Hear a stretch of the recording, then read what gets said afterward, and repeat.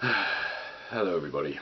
Right, so finally had a response of sorts from Atheism Defended on this whole subject of whether or not religion is a mental illness, and my position is that it's not. His position is that it is.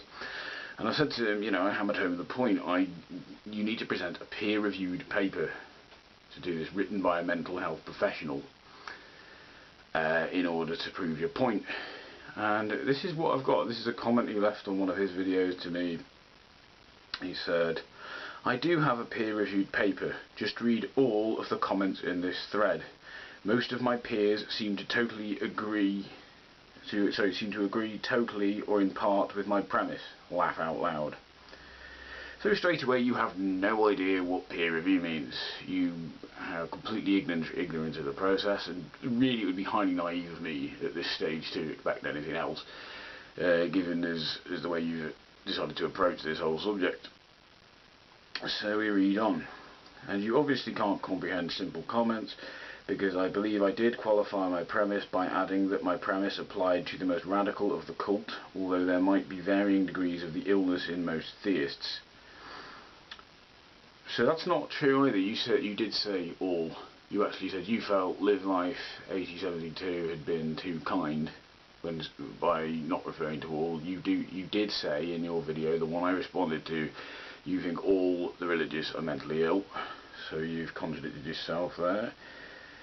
Similar to what D. Ray posits in his work The God Virus, which of course you'll reject as source.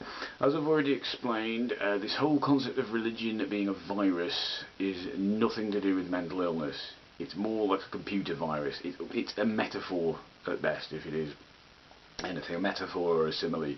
The idea that it infects the brain a bit like a virus infects a computer, which is not how mental illness works. With mental illness, there's actually something wrong with the brain itself. It's not the information it's received. This is what you don't seem to get. When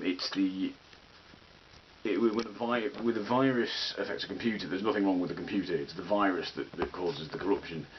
There's nothing actually wrong with the computer. If this analogy was ever to work for mental illness, there would have to already be something wrong with the computer from the manufacturer stage. And I realise this is a horrible analogy, but it is the one that is what we've got to work with here. I'm disappointed immensely with this channel, Atheism Defended. Not especially surprised though, if I'm honest. I originally subscribed to Atheism Defended because this channel had a shout out from Wildwood Claire, had that sort of seal of approval. She makes great videos, she does good shout outs. Unfortunately I think she dropped the ball on this one.